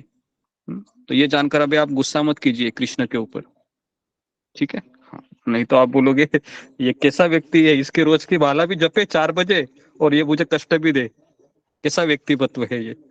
तो ऐसा मत सोचिए। ओके, तो भगवान ये इसलिए करते हैं, जैसा अभी अभी हमने चर्चा की, तो हमारे प्रारब्ध अप्रारब्ध कट हो गए, लेकिन एक भक्त सोचता है कि मैंने जरूर पिछले जन्म में किसी का बुरा किया होगा, इसके लिए मुझे ये सजा मिल रही है। तो भक्त उसको ये नहीं सोचता है कि मेरे प्रारब्ध कट हो गए, चलो अभी मैं कृष्ण की इच्छा हो रही है। तो एक्चुअली मेन कारण वही है, लेकिन भक्त इतना विनम्र होता है कि वो यही सोचता है कि मेरे कर्म के कारण हो रहा है ये सब। ओके जी, तो अभी हम अगले श्लोक पे चलते हैं। तो हम 8वें अध्याय पे कितने श्लोक तक आए थे, कौन बताएगा मुझे? गुरुजी 24 का से स्टार्ट करना है। 24 हुए थे ना? यस 24 जी, 24 नहीं हुए थे शायद, मुझे 23। 23 क्लियर हो गए थे, 24 वाला स्टार्ट होगा। 23 हाँ, हुए थे गुरुजी, 23 23 हुए थे 23 वाला क्लियर कर दिया था आपने। जी। 23 मैंने बताया था। 22 होगा फिर मुझे। 22 तक हुआ। गुरुजी 22 से स्टार्ट होगा। 22 हो गया है, मैंने अनन्य भक्ति मैंने बताई थी आपको। 23 23 से मैं शुरू करता हूँ। सबके पास जो लोग नए लोग आए हैं उनका हम स्वागत करते हैं, है ना, कि आप लोग इसी तरह से आते रहे। कितने लोग नए आए हैं कृष्ण मोहन प्रभु, दिख रहे हैं आपको? गुरुजी 3 लोग मुझे लग रहे हैं, जिनका नाम मैंने नोट किया है, ऐसा लग रहा है मुझे। ये doctor CB Singh, Chandrabhan Singh, Pallavi Patil and Damodar Unniyal. तो उन्होंने 2-3 भक्तों ने अभी कैमरा ऑन नहीं किया है, कर रखा है, तो उनसे निवेदन है कि कृपया अपना कैमरा ऑन कीजिए ताकि हम लोग आपको पहचान पाएं, देख पाएं कि आप कैसे दिखते हैं। तो आप गुरुजी को तो आप देख ही रहे होंगे। तो हरे कृष्णा, और कैमरा ऑन रखना कंपलसरी है, ये भी आप इसका ख्याल रखें। हरे कृष्णा। ओके जी, धन्यवाद। जो भक्त नए आए हैं उनका स्वागत है हमारे सत्संग कार्यक्रम में। ओके, तो अभी मैं अगला श्लोक पढ़ने जा रहा हूँ। श्लोक क्रमांक 23। यत्र काले तु अनावृत्तिम आवृत्तिम च एव योगिनः प्रयाता यान्ति तम कालम वक्ष्यामि भरतर्षभ। हे भरतश्रेष्ठ, अब मैं तुम्हें उन विभिन्न कालों को बताऊंगा जिनमें इस संसार से प्रयाण करने के बाद योगी पुनः आता है अथवा नहीं आता है। ठीक है, तो अभी भगवान ये बताने वाले हैं कि ऐसे विभिन्न काल है जिसमें संसार से प्रयाण करने के बाद योगी पुनः नहीं आता है। तात्पर्य है, कृष्ण मोहन प्रभु तात्पर्य पढ़िए, पूरा छोटा सा ही है। जी गुरुजी, तात्पर्य है, परमेश्वर के अनन्य पूर्ण शरणागत भक्तों को इसकी चिंता नहीं रहती कि वे कब और किस तरह शरीर को त्यागेंगे। वे सब कुछ कृष्ण पर छोड़ देते हैं और इस तरह सरलता पूर्वक प्रसन्नता सहित भगवत धाम जाते हैं। किंतु जो अनन्य भक्त नहीं है और कर्मयोग, ज्ञान योग तथा हठ योग जैसी आत्म साक्षात्कार की विधियों पर आश्रित रहते हैं, उन्हें उपयुक्त समय में शरीर त्यागना होता है, जिससे वे स्वस्थ हो सकें कि इस जन्म मृत्यु वाले संसार में उनको लौटना होगा या नहीं। यदि योगी सिद्ध होता है तो वह इस जगत से शरीर छोड़ने का समय तथा स्थान चुन सकता है, किंतु यदि वह इतना पटु नहीं होता तो उसकी सफलता उसके अचानक शरीर त्याग के संयोग पर निर्भर करती है। भगवान ने अगले श्लोक में ऐसे उचित अवसरों का वर्णन किया है कि कब मरने से कोई वापस नहीं आता। आचार्य बलदेव विद्याभूषण के अनुसार यहाँ पर संस्कृत के काल शब्द का प्रयोग काल के अधिष्ठाता देव के लिए हुआ है। हरे कृष्णा गुरु जी, धन्यवाद। जी, ओके, धन्यवाद। तो देखिए इस अभी जो भक्त हैं जिन्होंने कैमरा ऑन नहीं किया उनका नाम लेके जरा आप संयोग कीजिए जरा, कृष्ण मोहन प्रभु, अगर आपको दिख रहे हैं तो। मैं चैट बॉक्स में नाम लिख दूंगा गुरुजी, आप कंटिन्यू करें, मैं चेक करके लिख जी, ओके। क्या माइक चालू हो गया? ओके। तात्पर्य में श्रील प्रभुपाद जी लिखते हैं कि भगवान के अनन्य पूर्ण शरणागत भक्तों को इसकी चिंता नहीं रहती कि वे कब और किस तरह से शरीर को त्यागेंगे। तो जो भी लोग हैं इस गुरु शिष्य परंपरा का आश्रय लिए हैं हमारे भक्तगण, क्योंकि हम श्रील प्रभुपाद के अनुयायी हैं, जो प्रभुपाद ने हमें बताया वही हम फॉलो करते हैं, तो इसलिए हम भक्ति मार्ग में हैं। तो भक्ति मार्ग में भक्त को चिंता नहीं रहती है कि मैं कौन से दिन में शरीर को छोड़ूंगा। ठीक है, तो वे सब कुछ किस पे छोड़ देते हैं? वे सब कुछ कृष्ण के ऊपर छोड़ देते हैं। ठीक है, और इस तरह वह सरलता पूर्वक प्रसन्नता सहित भगवत धाम चले जाते हैं। कि जिस व्यक्ति ने परम पिता भगवान श्री कृष्ण का आश्रय लिया, काफी लोग परम पिता को परमात्मा कहते हैं, परम पिता परमात्मा, लेकिन जो परमात्मा है ये एक सेकेंड अंडरस्टैंडिंग है परम सत्य का। टॉप अंडरस्टैंडिंग क्या है कि वो परमात्मा कौन है? वो परमात्मा भगवान श्री कृष्ण है, जिनकी माँ यशोदा मैया है, जिनके पिता नंद बाबा है, जिनकी बहन सुभद्रा है, जिनके भाई बलदेव जी है, इत्यादि इत्यादि। तो इस तरीके से वो सब कुछ कृष्ण पर छोड़ देते हैं और सरलता पूर्वक भगवत धाम जाते हैं। किंतु जो अनन्य भक्त नहीं है, अभी जो अनन्य भक्त नहीं है मतलब जो माला नहीं करता है, या फिर वह शिव जी की पूजा में लगा है, सूर्य पूजा में लगा है, माता रानी की पूजा में लगा है, या किसी साईं बाबा की पूजा में लगा है ना, इन नंबर ऑफ कैटेगरीज है। तो लेकिन हम इनका सबका रिस्पेक्ट करते हैं, एक भक्त होने के नाते भक्त सबका रिस्पेक्ट करता है ना। भक्त ब्रह्मा जी को शिव जी तो बहुत परम वैष्णव है, उनका तो कहना ही क्या। लेकिन जो शिव जी की पूजा इसलिए करते हैं ताकि उनको कुछ प्राप्त हो, कुछ उनको भौतिक लाभ हो, तो ऐसी पूजा की भगवत गीता निंदा करती है। ठीक है, तो जो अनन्य भक्त नहीं है और कर्म योग, ज्ञान योग और हठ योग जैसे आत्म साक्षात्कार की विधियों पर आश्रित रहते हैं, है ना, उन्हें उपयुक्त समय में शरीर छोड़ना होता है। ध्यान पूर्वक सुनिए, ये जो लोग भक्ति योगी नहीं है। अरे प्रियंका सहगल माता जी। जी गुरु जी, हरे कृष्णा गुरु जी, दंडवत प्रणाम। ओके, तो इस तरीके से उपयुक्त समय में उनको शरीर छोड़ना होता है। कर्म योग, ज्ञान योग तथा हठ योग, ऐसे विधियों पर उनको आश्रित रहते हैं जो, तो उनको ऐसे समय में शरीर छोड़ना पड़ता है जो उनको वेदों में लिखा गया है, तो ही वह इस जन्म मृत्यु के संसार में लौटते नहीं तो उनको वापस आना पड़ता है। यदि योगी सिद्ध होता है तो वह इस जगत से शरीर छोड़ने का समय तथा स्थान चुन सकता है। तो कुछ लोग रहते हैं जो सिद्ध होते हैं, वो अपने इच्छा से वह शरीर छोड़ते हैं। वो आपको समय भी बताएंगे कि मैं इस समय ये दिन एकादशी को मैं शरीर छोड़ने वाला हूं। लेकिन ये कलयुग में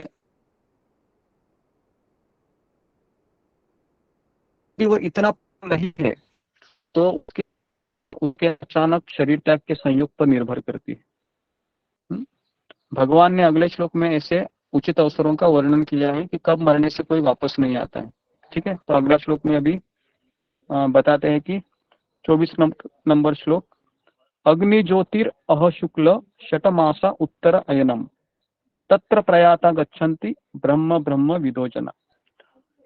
जो परब्रह्म के ज्ञाता है वे अग्निदेव के प्रभाव में, प्रकाश में, दिन के शुभ क्षण में, शुक्ल पक्ष में, या जब सूर्य उत्तरायण में रहता है, उन 6 मासों में इस संसार से शरीर त्याग करने पर उस परब्रह्म भगवान को प्राप्त करते हैं। ठीक है, अभी देखो कितना इसमें लिखा गया है। जब अग्नि, प्रकाश, दिन तथा पक्ष का उल्लेख रहता है तो यह समझना चाहिए कि इन सबों के अधिष्ठाता देव होते हैं। जैसे अग्नि के देव है अग्निदेव है, प्रकाश के सूर्य देव है, दिन के भी एक देवता है, रात्रि के एक देवता है, तो वो आत्मा तरह की व्यवस्था करते हैं। ठीक है, मृत्यु के समय मन मनुष्य को नवीन जीवन मार्ग पर ले जाता है।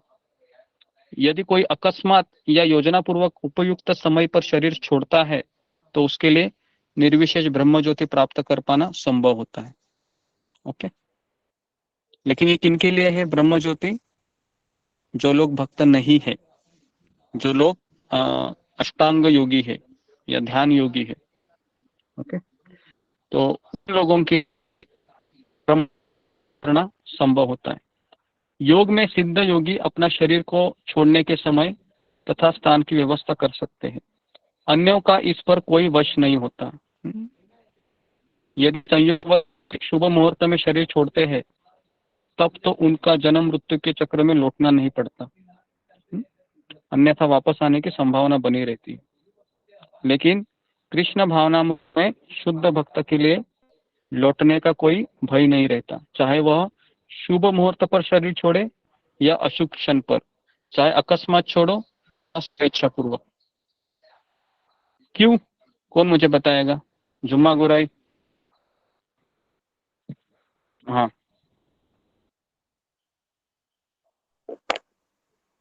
हरे कृष्ण गुरु बोलो। जी। कुछ समझ में आया मैंने क्या बोला?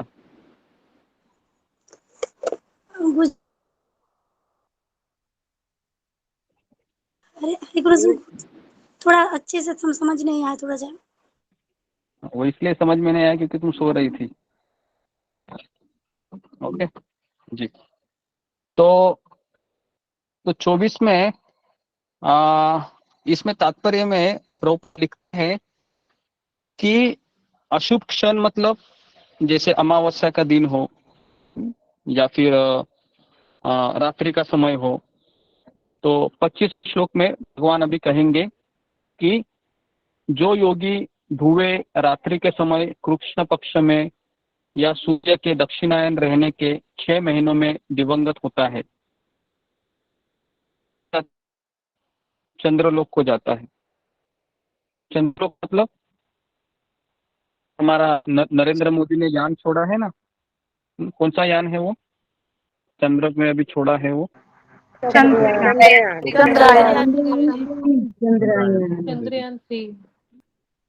हाँ, काफी लोग इसका न्यूज रखते हैं, वेरी गुड, पता तो चलता है। ओके, तो जो योगी रात्रि में कृष्ण पक्ष में सूर्य के दक्षिणायन रहने के 6 महीनों में अपना शरीर छोड़ता है तो वो कहाँ जाता है? चंद्रलोक। चंद्रलोक मतलब स्वर्गलोक जाता है। ठीक है, चंद्रलोक के स्वर्गलोक में आता है। तो चंद्रलोक में कोई भी मनुष्य जा सकता है क्या? मनुष्य जा सकता है? जा सकता है? नहीं जा सकता है?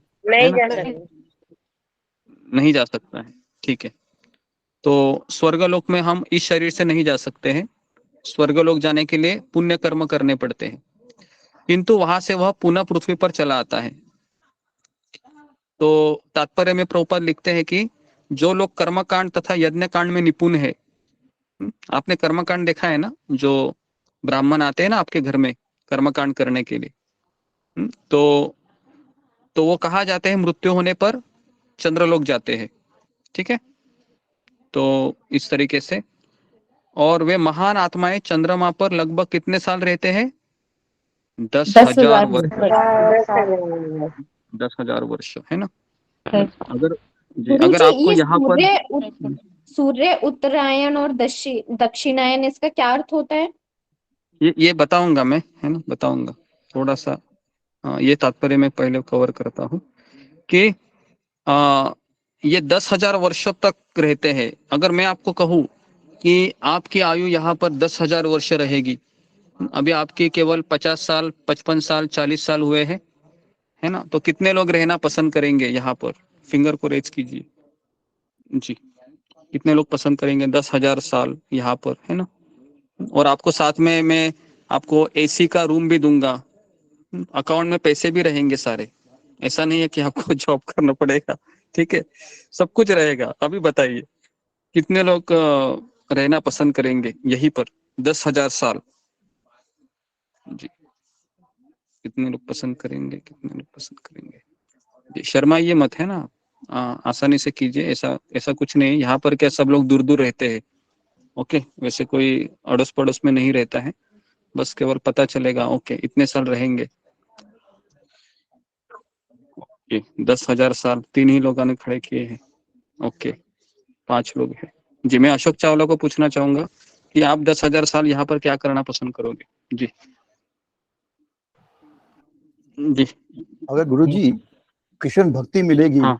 गुरु आश्रय मिलेगा और भक्ति में रहना चाहेंगे तो हम 10,000 साल भी रहेंगे, ओके हर जन्म में रहेंगे। जी जी, तो बहुत अच्छा उत्तर दिया ओके ठीक है। तो जी जी, ये एकदम सही उत्तर है, सटीक उत्तर है कि हमें 10,000 साल भी रहना पड़े, बस केवल भक्तों का संगति दीजिए और बस, और भगवान की भक्ति करने का हमको एक अवसर देते रहिए, फिर हम 10,000 साल भी रहेंगे जी।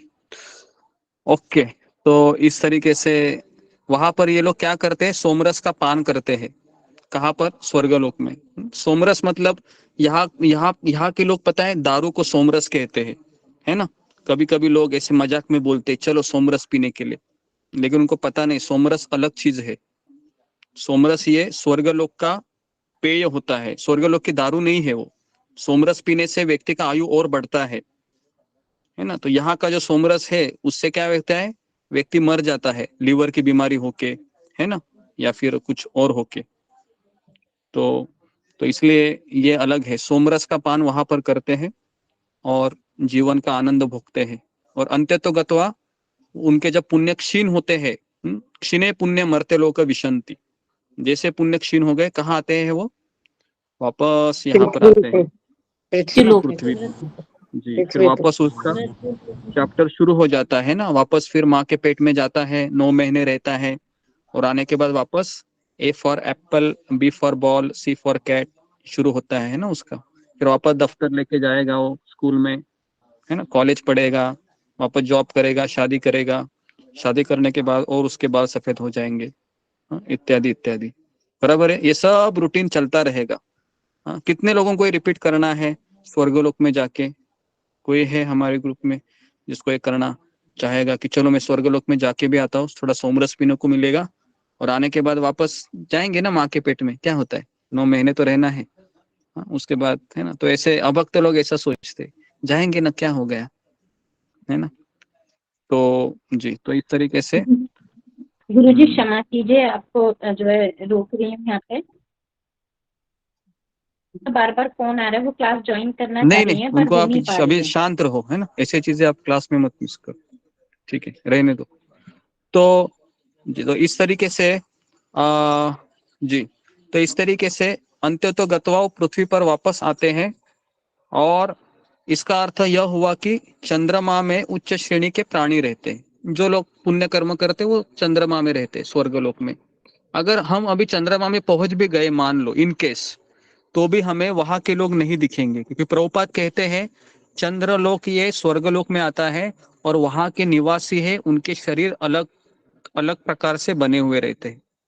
हमारे शरीर में पृथ्वी तत्व ज्यादा है, उन लोगों के शरीर में कहा जाता है चंद्रलोक में बर्फ ज्यादा है, आइस है वो, है ना? तो वहां पर जाएंगे तो हम मर ही जाएंगे, है ना? तो इसके लिए हम वहां नहीं जा सकते।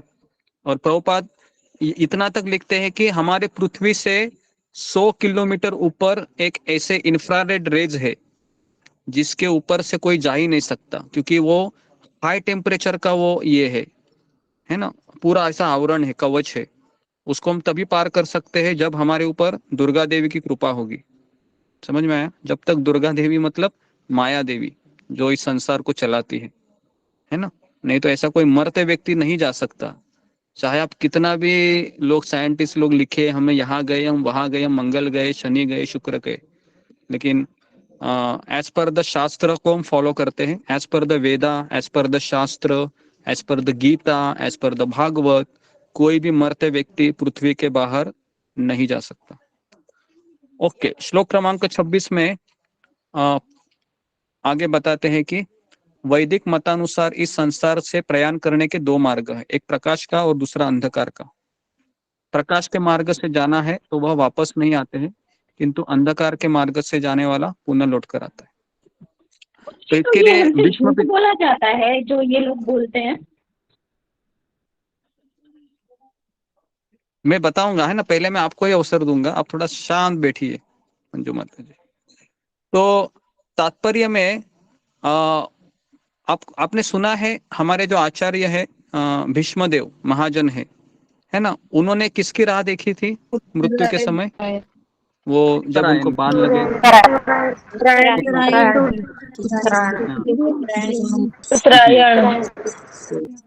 तो उत्तरायण शुरू होता है 14 जनवरी को, बराबर है, मकर संक्रांति में, है ना। तो मकर संक्रांति तक वो राह देख रहे थे, भीष्म पितामह बाणों की शैया पर लेटे थे, और जैसे ही उत्तरायण में आ गया तो उन्होंने शरीर छोड़ा। तो ये लोग बाहर के लोग ये कारण बताते, लेकिन भक्त उत्तरायण को किस तरीके से देखता है? उत्तरायण का अर्थ है उत्तरा, मतलब अभिमन्यु की पत्नी उत्तरा, और आयन मतलब उत्तरा के स्वामी भगवान श्री कृष्ण। ओके, तो वह उनकी राह देख रहे थे भीष्म पितामह। समझ में आ रहा है आपको? उत्तरायण मतलब एक भक्त के लिए उत्तरायण का अर्थ क्या है? उत्तरा के स्वामी, वो कौन है? भगवान श्री कृष्ण, है ना, श्री कृष्ण। हाँ, तो जो भक्त है उसको उत्तरायण दक्षिणायन देखना नहीं पड़ता, भगवान कृष्ण। लेकिन जो भक्त नहीं है उसको अपना, देखो अभी आप सोचिए, अचानक आपको कैंसर हो गया या आप आईसीयू में एडमिट हो गए, आपको दिल का दौरा पड़ा, और मान लो कि अभी उत्तरायण के लिए 5 दिन बाकी है, तो क्या आप भीष्म पितामह की तरह वेट कर सकते हैं अपने सांस को रोकते हुए? मैं भी 5 दिन, डॉक्टर साहब 5 दिन के लिए मुझे जीवित रखो, डॉक्टर साहब 5 दिन का बिल बनाओ, है ना, 5 दिन के बाद मैं उत्तरायण पे मैं शरीर छोड़ूंगा, मैं डायरेक्ट भगवत धाम जाऊंगा, 5 दिन डॉक्टर कुछ तो करो। कैसा हो सकता है? वो हमारे हाथ में है क्या? आप सोचिए, हमारे हाथ में है ही नहीं वो, है ना। तो उत्तरायण दक्षिणायन तो ये हमारे तो आउट ऑफ सिलेबस है हमारे के लिए। तो इसके लिए भक्त क्या सोचता है? कृष्ण मैं आपके शरणागत हूँ, आपको जैसा मुझे रखना है वो रखे, है ना, बस आपकी माला जप करता रहूंगा। कि दक्षिणायन और उत्तरायण किसने बनाया है? आपने बनाया है, बराबर ना, आपने बनाया है।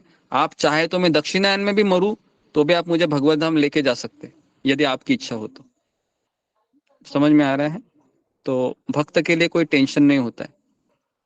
तो इसके लिए ये जो हम अभी अध्याय में पढ़ रहे हैं ना, ये योगी लोगों के लिए है, जो अष्टांग योगी है, जो बहुत तपस्या करते हैं, है ना। अभी अष्टांग योगी आपको मिलेगा नहीं, चाहे आप हिमालय में जाइए, क्योंकि अष्टांग योगी के लिए परमात्मा में ध्यान करने के लिए बहुत इंद्रियों का नियंत्रण करना जरूरी होता है ना। ढूंढ ढूंढ के आपको, अगर कुंभ मेला में आप जाएंगे तो वहां पर आपको अष्टांग योगी दिखेंगे, क्योंकि वहां पर स्वर्ग लोक से, महर लोक से, अलग अलग लोकों से ऋषि मुनि आते हैं कुंभ मेला में।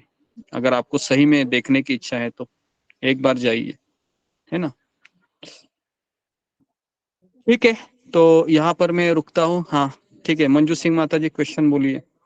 तो हमने 26 श्लोक तक चर्चा की। मतलब ये नहीं समझ में आ रहा कि ये उत्तरायण जो होता है, सूर्य उत्तरायण में होगा तो इसका क्या मतलब होता है, दक्षिणायन में होगा तो इसका क्या मतलब होता है? दक्षिणायन उत्तरायण मतलब, अभी आपको तो पता होना चाहिए कि साइंस में ये पढ़ाया गया है कि जब सूर्य मकर राशि में प्रवेश करता है तो दिन है वो बड़ा हो जाता है, और रात है वो कम कम कम कम होती जाती है ना। पढ़ा है ना आपके, हमने विज्ञान में तो पढ़ा होगा सबने, मुझे ऐसा लगता है, मैंने तो पढ़ा है, दक्षिणायन उत्तरायण सिखाया था हमें। तो इसके लिए हाँ, तो दक्षिणायन और उत्तरायण समझने के लिए हमको फिर अभी मुझे वापस 10वीं की कक्षा से शुरू करना पड़ेगा। वो किताबें लेके, तो अभी उतना मेरे पास भी समय नहीं है ना। आप थोड़ा सा उसको जानिए कि दक्षिणायन उत्तरायण क्या होता है करके, है ना। तो जी, तो बेसिकली जो योगी लोग रहते हैं वो दक्षिणायन में अगर शरीर छोड़ते हैं, है ना, या अगर रात में शरीर छोड़ते हैं, रात को 12 बजे, 1 बजे, 2 बजे, तो उनका समझने का कि उनका जो अगला जन्म है वो बहुत ठीक नहीं रहेगा। और कहा जाता है कि जो जो व्यक्ति, हमारे शरीर में 9 द्वार होते हैं, 9 द्वार होते हैं। कौन से वो 9 द्वार है? 2 आंखें, 2 कान, 4 हो गए, 2 नासिका, 6 हो गए, 1 मुंह हो गया, एक है ना, मुंह ओके, और जनेंद्रिय, और एक जनेंद्रिय हो गए, ऐसे 7 8, और एक कौन सा 9 रह गया? 9 हो गए, इधर ब्रह्मा हो में गए। तो बोलते हैं ऊपर से गुरुजी नाभि। जी जी जी, नाभि, हाँ, नाभि, नाभि, हाँ, ठीक है। तो 9 द्वार में से अगर कोई नीचे के छिद्रों से शरीर छोड़ता है ना, कैसे पता चलेगा? आपने देखा है क्या, जो मरा हुआ व्यक्ति है, देखो कभी कभी टट्टी करता है, 2 नंबर देखा है, कभी कभी शरीर छोड़ता है ना, तो आप अगर उसका पैंट निकालोगे तो आपको थोड़ा सा, है ना, टट्टी किया हुआ दिखेगा। समझने का आत्मा कहाँ से चला गया है? आत्मा नीचे के द्वार से चला गया है ना, ठीक है, ओके। कभी कभी देखा है आपने, उसका मुंह खुला रहता है ऐसे, समझने का आत्मा मुंह से चला गया, ओके। तो इस तरीके से आत्मा चला जाता है किसी भी द्वार से, है ना। तो कभी कभी आंखें खुली रहती है ऐसे, है ना, तो अलग अलग तरीके से आत्मा चला जाता है। लेकिन कहा जाता है अगर नीचे के छिद्रों से चला गया तो उसका जन्म अधम होता है, और ऊपर के छिद्रों से चला गया तो उसका वह उच्चतर योनियों में जाता है। लेकिन एक भक्त का आत्मा कहीं से भी चला जाए, उसको कुछ फर्क नहीं पड़ता है। तो आप इतना मत सोचिए कि अभी मैं कैसे मेरे आत्मा को कौन से डायरेक्शन में घुमाऊं, हाँ, तो ये मत सोचिए ये डायरेक्शन में घुमाऊं, ऊपर घुमाऊं, नीचे, है ना। तो वो हमारा सिलेबस नहीं है। वो हम तो क्या करेंगे, हमारे हाथ में क्या है, सुबह उठना हमारे हाथ में है। वो भी हमसे हो रहा है क्या? वो भी हमसे नहीं होता है कभी कभी, है ना। सुबह हम अभी इतने लोगों को हम लेक्चर देते हैं, आप आइए सुबह 4 बजे, आधा घंटा भगवान का नाम का जप कीजिए, है ना। लेकिन सब लोग आते ही नहीं है, बहुत कम लोग आते हैं, 55-60 लोग, है ना, कैसे तो आते हैं। लेकिन कुछ 50 लोग हैं वो हमेशा आते हैं, 50-55 लोग, है ना, उनका गारंटी है ना, कि वह भगवत धाम जाने के मार्ग पर अग्रसर है। क्योंकि एक बार सूर्योदय हो गया तो उसके बाद हमारा मन विचलित होने लगता है ना। तो और उसके बाद सूर्यास्त होने के बाद मन इतना डिस्टर्ब होता है। मैक्सिमम झगड़े कब होते हैं? रात को ही होते हैं, पता है ना। शाम होने के बाद असुर है वो बढ़ जाता है, असुर जो गुण है ना, इस तरीके से, ठीक है। तो किसका कोई प्रश्न है अभी जो हमने चर्चा की उसके ऊपर? तो फिंगर को रेज कीजिए।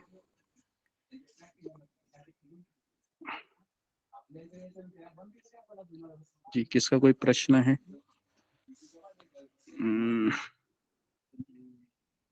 जी, सुधा गुप्ता जी। हरे कृष्णा गुरु जी, दंडवत प्रणाम। सभी भक्तों को दंडवत प्रणाम। मैं गुरु जी आपसे ये पूछना चाह रही थी, बड़े दिन से मेरे मन में था। मेरे फादर इन लॉ की डेथ हुई थी, तो उन्होंने एक दिन पहले ही बता दिया था अपने बारे में कि मैं कल यहाँ से इस संसार से प्रयाण करूंगा। तो मेरे ये करना है, इतनी देर मुझे रखना है, इतने वेट करना है, इतने घंटे तक। और जो उन्होंने कहा एक दिन पहले, और वो नेक्स्ट डे बिल्कुल हो गया। उनकी डेथ हो गई 2 बजे दिन में, और आंखों के जी जी, रास्ते से हुई। अभी बात करते करते ही उनकी एकदम से चले गए वो, बात करते करते आंखों के रास्ते से। तो गुरुजी उनको कौन सी वो स्थान मिलेगा? उच्चतर योनि में जाते हैं वो। जी जो भक्त नहीं है और जो योगी होते हैं, भले उनको पता था मैं मरूंगा अगले दिन, शिव जी लेकिन के जब भक्त तक थे कोई, गुरुजी, बहुत हाँ शिव वो जी की बहुत माला करते थे, दिन रात यही करते थे बहुत शुरू तो से। मैं वही बता रहा हूँ कि शिव जी के भक्त थे तो वो भगवत धाम तो नहीं जा सकते, लेकिन उच्चतर योनि में जा सकते हैं, जैसे स्वर्गलोक, शिवलोक में, या फिर, है ना, अलग अलग लोकों में जा सकते हैं, ठीक है। तो लेकिन जब तक व्यक्ति, भले ही वो कितना भी गिरा हुआ है, मान लो, है ना, जैसे अभी हमारे इस्कॉन में ऐसे भी भक्त है जो पहले बहुत शराब पीते थे, बहुत मांस खाते थे, जुआ खेलते थे, लेकिन जैसे हरिनाम को ले लिया अपने जीवन में, उनका जीवन पूरा सुधर गया, है ना। और इस तरह से फिर वह अपने जीवन में गुरु से दीक्षा शिक्षा लेकर अपना जीवन को परिवर्तन कर लिया, है ना।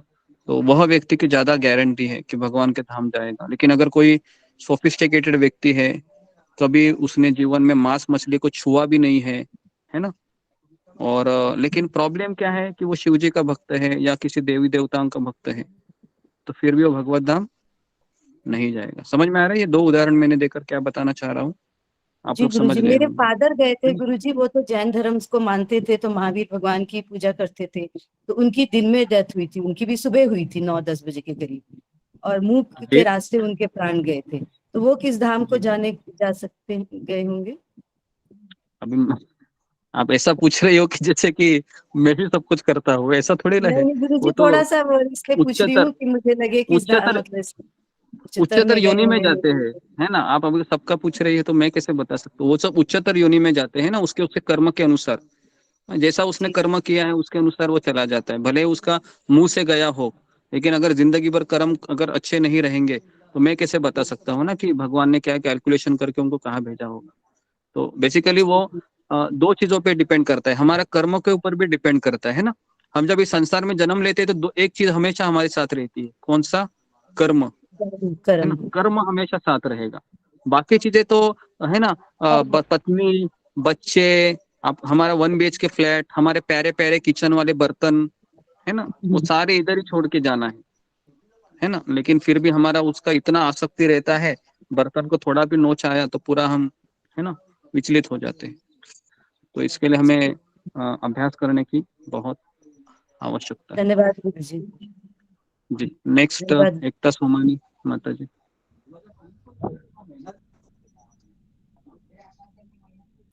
नेक्स्ट। हरे कृष्ण गुरु जी, दंडवत प्रणाम, सभी भक्तों को दंडवत प्रणाम। हरे कृष्ण, मेरी आवाज नहीं आ रही है क्या? आ रहे बोलिए हरे मत। कृष्ण जी जी गुरु जी, मैं ये पूछना चाहती हूँ कि आप जैसे बोलते हो वैष्णव जो भक्त होता है हमको उसका अपराध नहीं करना चाहिए, तो जैसे हम वैष्णव भक्त मान लो अपने ग्रुप है, मान लो एक एग्जाम्पल दे, तो उसमें मेरे को जैसे पता होता है कि ये भक्त होने का नाटक है और भक्त है नहीं, मतलब ऐसे कार्य जैसे मतलब पता होता है कि ये गलत कर रहा है और अपने पास सबूत नहीं होते, तो उस स्थिति में क्या करना चाहिए? उस स्थिति में हमें यह करना चाहिए कि भले ही आपको दिख रहा है वो गलत कर रहा है सही कर रहा है, हमें यह सोचना चाहिए वो मेरा डिपार्टमेंट नहीं है। समझ में आ रहा है क्या? वो भगवान उसको देख लेंगे कि भगवान उसके साथ क्या करना चाहेंगे, है ना। मेरा काम क्या करना, मेरा काम क्या है? मेरा काम है कि, क्योंकि भक्ति मार्ग में कैसा है कि गलत सही से हमको ये पता नहीं चलता है ना। मान लो वो आपको गलत दिख रहा होगा, लेकिन पता नहीं वो सुबह 4 बजे उठकर जपा भी कर रहा होगा ना अपने घर में, भले वो सेशन में आता नहीं है। तो हम केवल 5 मिनट 10 मिनट 15 मिनट को उसको ऑब्जर्वेशन करके कोई निष्कर्ष नहीं निकाल सकते कि कौन भक्त कैसा है। तो इसके लिए हमें वो भगवान के ऊपर छोड़ देना चाहिए। और हमारे आचार्य कहते हैं जब हम किसी भक्त के पास कुछ भी दोष देखते हैं तो हमारे आचार्य कहते हैं कि वो दोष हमारे में मौजूद है, इसके लिए हमको वो दोष याद आ रहा है उसमें। समझ में आ रहा है मैं क्या बताना चाह रहा हूँ? ये थोड़ा सा सूक्ष्म है, समझ है ना। मेरे अंदर है वो, इसके लिए मैं उसको देखने के बाद तुरंत वही क्लिक हो रहा है मुझे। तो इस तरीके से हमें सोचना चाहिए ना। गुरु जी, एकादशी का पारण भी क्यों करना चाहिए? एकादशी का पारणा इसलिए करना चाहिए क्योंकि वो भगवान ने व्रत शास्त्र में वो दिया गया है ना, व्रत का नियम है। और व्रत हमेशा दान करने से पूर्ण होता है, हमेशा चाहे हम कितना भी करें, है ना, उससे कुछ ये नहीं होता है। लेकिन दान करने में भी ऐसा कहा जाता है राजसिक दान, तामसिक दान, सात्विक दान, है ना। तो दान भी हमको उचित व्यक्ति को उचित समय में करना चाहिए, उचित जगह करनी चाहिए, इस तरीके से। तो पारणा इसलिए करना चाहिए क्योंकि हम जब कोई भी व्रत करते हैं तो उसका छोड़ने का एक समय होता है। जैसे अम्बरीश महाराज ने किया था, रांति देव जी ने किया था, है ना। तो वो व्रत का समय होता है, तो वो करना बहुत जरूरी है, पारना, है ना। और अगर पारना समय छूट जाता है, मान लो कि एकादशी का पारना है 7 बजे से लेकर 10 बजे तक, और आप इतने बिजी रहे 7 से 10 कि आप भूल ही गए, और आप अचानक 10:30 बजे याद आया आपको, अरे बाप रे, मैंने तो द्वादशी का व्रत छोड़ा ही नहीं, तो फिर क्या होगा? वो व्रत है वो चला गया, असफल हो जाएगा, है ना। तो इसके लिए सफल नहीं मिले। पारना है वो, और अब फल नहीं मिलेगा उससे हमें चिंता नहीं होनी चाहिए, क्योंकि आपने जपा भी तो किया होगा ना उस दिन, है ना, 32 माला 30 माला, वो वेस्ट नहीं होगा, तो उसकी चिंता मत कीजिए कि, लेकिन हमें ध्यान रखना चाहिए इन चीजों का।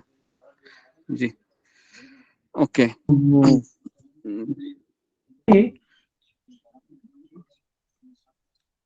उसके बाद जी विशाली घावी प्रभु।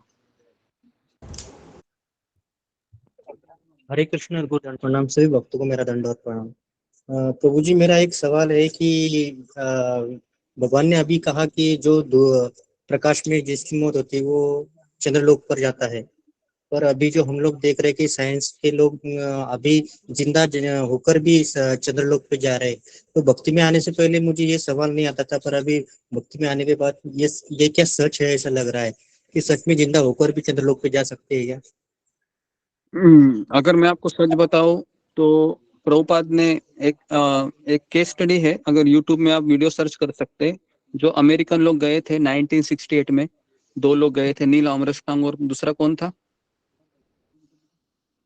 एक नील आर्मस्ट्रांग था, दूसरा भूल गया मैं, तो ऐसे 2 लोग गए थे अमेरिका में। तो चावला करके कोई थी। हाँ, राकेश शर्मा नहीं वो तो अभी अमेरिकन साइंटिस्ट की बात, जी जी नहीं, आप समझ नहीं रहे हैं। 2 अमेरिकन लोग गए थे, कल्पना चावला है वो बाद में गई थी, उसकी बात नहीं कर रहा हूँ मैं, ना मैं वो शर्मा जी की बात कर रहा हूँ। तो मैं 2 लोगों की बात कर रहा हूँ जो अमेरिका में जब 1968 में जब टेक ऑफ हुआ था, तो उस प्रोजेक्ट में जो काम करने वाले इंडियन व्यक्ति है, उन्होंने डॉक्यूमेंट्री डाली है यूट्यूब में। उन्होंने कहा है कि ये लोग चंद्र में गए ही नहीं, ये लोग एक रेगिस्तान में उतरे थे, हमारे ही सहारा करके एक रेगिस्तान है, किसी कोने में उतरे थे, वहां से उन्होंने 2 पत्थर उठाए, और 2 पत्थर उठाए उन्होंने। चल हो गया। राकेश शर्मा। स्नेहा माता जी माइक ऑन। राकेश शर्मा। जी ओके। तो इस तरीके से उन्होंने वहां से पत्थर उठा के फिर वो लेबोरेटरी में डाला, और उन्होंने कहा कि हम चंद्र में गए थे। तो इस तरीके से फिर अगर चंद्र में गए थे वो, तो फिर अभी तो लोग चंद्र में आसानी से जा चुके होंगे ना, और कि अगर 1968 में, लेकिन उसके बाद कोई गया ही नहीं।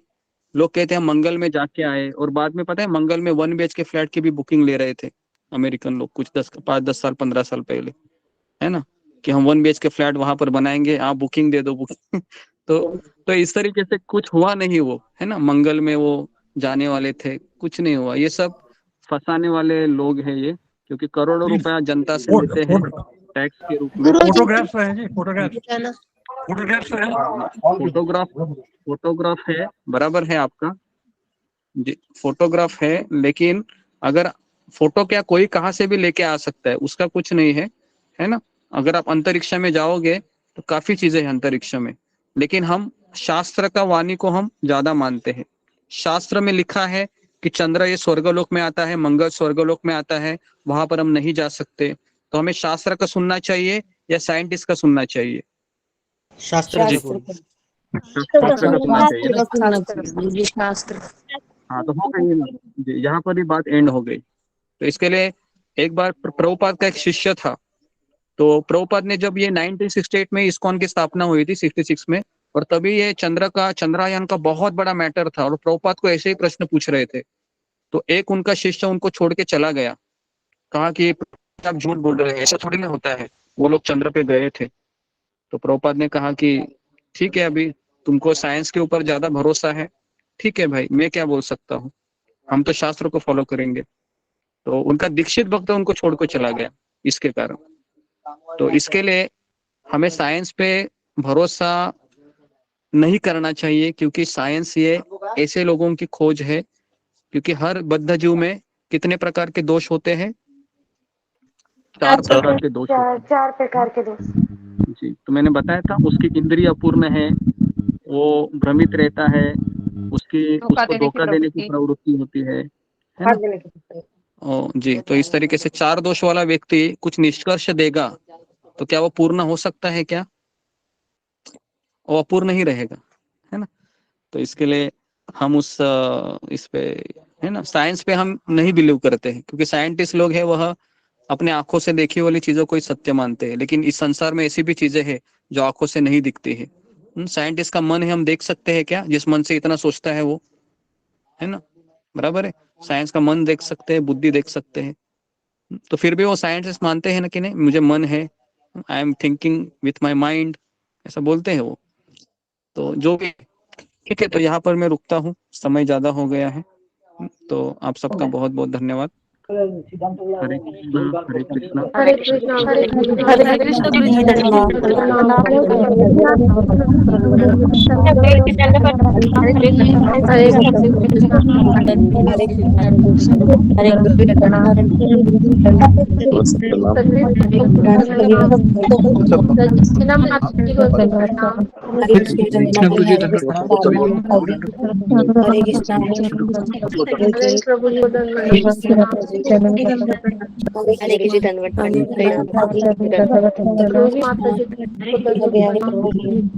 हरे कृष्ण सभी भक्तों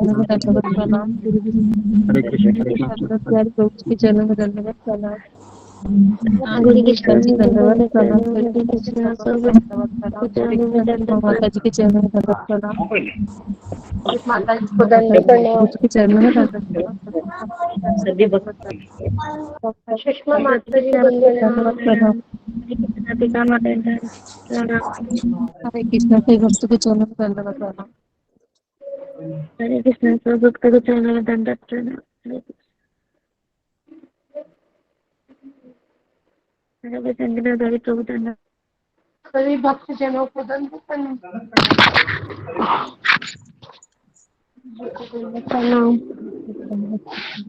विनम्र प्रभु जी दंडवत।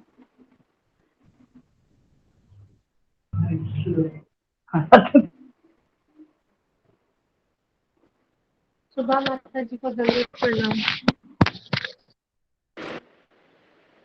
पूजा माता जी को दंडवत प्रणाम। पूजा माता जी। मोनी माता जी को दंडवत प्रणाम।